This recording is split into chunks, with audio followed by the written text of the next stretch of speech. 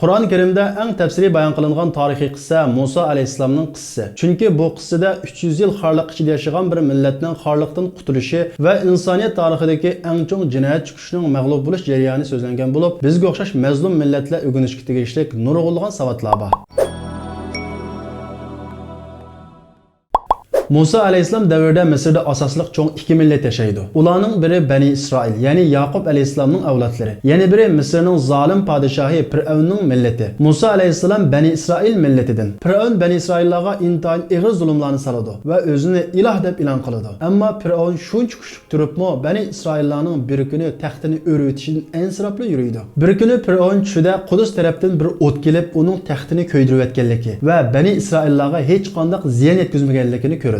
Ta'birchilar bu tushga Bani Isroildan bir o'g'il kelib, sizning podshohligingizni vayron qilib o'tdi ekan deb ta'bir beradi. Fir'avn bu o'g'ilning oldini olish uchun Bani Isroilning erkaklarini va yangidan tug'ilgan o'g'illarning hammini o'ldirishga buyurdi. Fir'avnning askarlari Bani Isroilning erlarini o'ldirib, ayollarini malayliq qilib, tarixdagi eng vahshiy qirg'inchilikni olib boradi. Bu qirg'inchilik natijasida jamiyatda erlar ozlab ketib, ig'ir emgaklarga odam topolmay, bir yili o'ldirish, yana bir yili kechirim qilish siyosatini yo'l qo'ydi. Harun alayhissalom kechirim yili tug'iladi. Musa alayhissalom o'ldirish yili tug'iladi. Onasi Musa alayhissalomni maxfiy tug'ib, uni emdirgandan keyin sanduq qilib, uni Nil daryosiga qo'yib o'tadi va sanduqning Fir'avnning askarlarining qo'liga tushib qolishidan ensirab, qizini sanduqning keyindan minishga buyurdi. Sanduq oqqunicha Fir'avnning qasrining oldidan o'tadi. Xizmatchilar uni ko'rib, so'zib Fir'avnning ayoli Osiyaning qishiga akiladi. Sanduqning og'zi nihoyat mahkam etilgan bo'lib, Osiya sanduqni ochqidak bo'lsa, nihoyat go'zal bir bovoqni ko'radi. Fir'avn bu bovoqning o'g'il ekanligini bilib, darhol bo'g'izlab o'tishga buyurdi. Fir'avnning ayoli buni bola qilib olaylik, keyincha bizni xursand qilishi mumkin deb yolvorib turib oladi. Fir'avn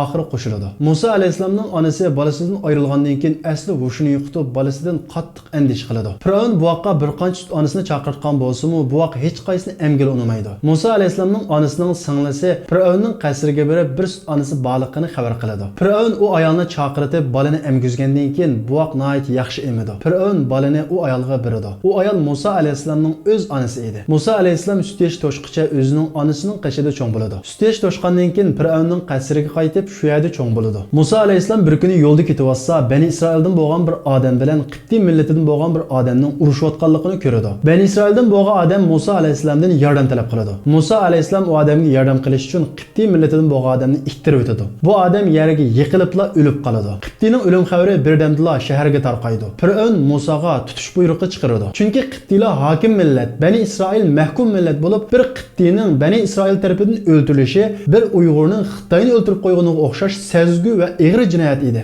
Dal shu vaqtda shaharning chetidan bir odam yugurib kelib, Musa alayhissalomga "Sen shahardan darhol chiqib ket. Rahbarlar seni o'ldirishni maslahatlashdi" deydi. Musa alayhissalom bu odamning nasihatiga quloq solib, Allohdan bu zolim qavmdan qutuldirishni tilab, Iordaniyaning Madyan degan shaharga qarab shahardan chiqib ketadi. Musa alayhissalom Madyan degan shaharga kelgandan keyin bir to'p kishilarning bir quduqning atrofida qo'ylarni sug'urayotganligini ko'radi va ikki qizning erlarning orasidagi qistongchilikdan qochib, qo'yni sug'ura olmay neri turayotganligini ko'radi. Musa alayhissalom bu ikki qizning qishiga berib, qo'yni akilib sug'urib beradi. Bu qizlar uyga qaytib bir odamning ularga yordam qilganligini deydi. Qizlarning dadasi Shuayb alayhissalom bo'lib, rahmat aytish yuzidan Musa alayhissalomni uyiga chaqirtadi. Musa alayhissalom Shuayb alayhissalomga Misrda bo'lgan ishlarni so'zlab beradi. Shuayb alayhissalom Musa alayhissalomga ikki qizning birini yotliq qilishini va uning mahriga yanada 8 yil qo'y boqib berishini aytadi. Musa alayhissalom Shuayb alayhissalomning talabiga qo'shilib, Shuayb alayhissalomning yanida 10 yil turib qoladi. Musa alayhissalom oilasi bilan Misrga qaytmoqchi bo'lib yo'lga chiqib, Turu Sayna degan yerga kelgan vaqtda yo'ldan ezib qoladi. Musa alayhissalom Iroqdan o't yo'riqini ko'rib, cho'g' akilib o't yoqish uchun o't taraf qarab mangadi.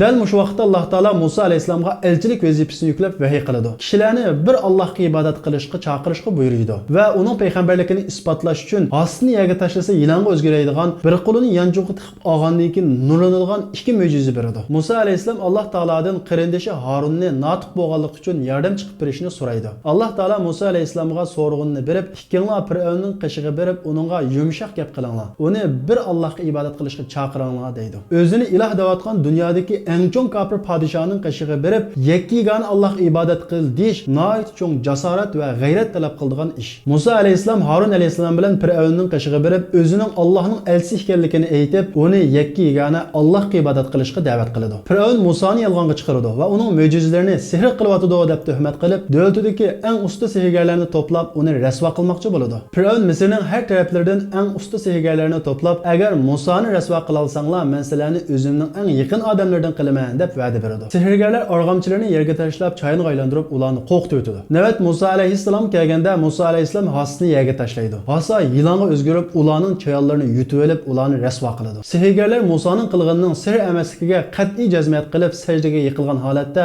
biz Musoning ilohiga iymon etdik deganicha musulmon bo'ladi. Fir'avn darg'azab bo'lib, sehrgarlarning hammani o'ldirib o'tadi. Ibn Abbos ularni sifatlab, tushdan burun sehrgar odamlar tushdan keyin shahidga aylandi deydi. Fir'avn musulmon bo'lganlarni qabih usullar bilan qiynaydi. Musa alayhissalomni yer yuzida buzg'unchilik qilguvchi, ya'ni terrorchi deb o'ldirmoqchi bo'ladi. Alloh taolo Musa alayhissalomni iymon etgan kishilar bilan birga Misrdan chiqib ketishga buyurdi. Musa alayhissalom hamrohlari bilan birga Misrdan chiqib ketish uchun kechada yo'lga chiqadi. Fir'avn buni tuyib qilib, butun askarlarni harakatlantirib, ularni qo'g'laydi. Musa alayhissalom va hamrohlari Qizil dengiz bo'yiga kelib to'xtaydi. Fir'avn qo'shini ularga intayin yiqilib qoladi. Musa alayhissalomning hamrohlari oldimizda dengiz, keynimizda Fir'avnning qo'shinlari, endi biz tutib qoldik deganda Musa alayhissalom hargiz undaq bo'lmaydi. Robbim men bilan birga menga yo'l boshlaydi deydi. Dal mushu vaqtda Alloh taolo Musa alayhissalomga vahiy qilib, Has bilan dengizni urishga buyurdi. Musa alayhissalom Has bilan dengizni urdi. Dengiz ikkiga ayrilib, o'ttirdan yo'l ishladi. Musa alayhissalom va uning qavmi bu yo'l orqali dengizning u chetiga o'tib bo'lgandan keyin Fir'avn va uning qavmi dengizning ichidagi holatda dengiz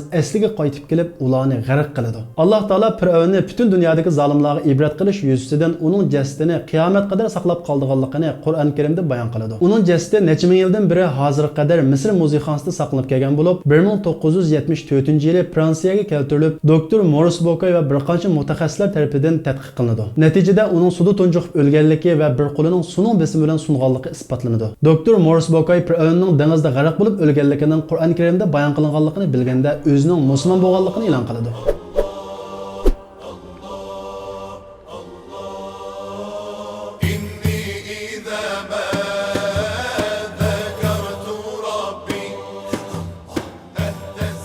شوقا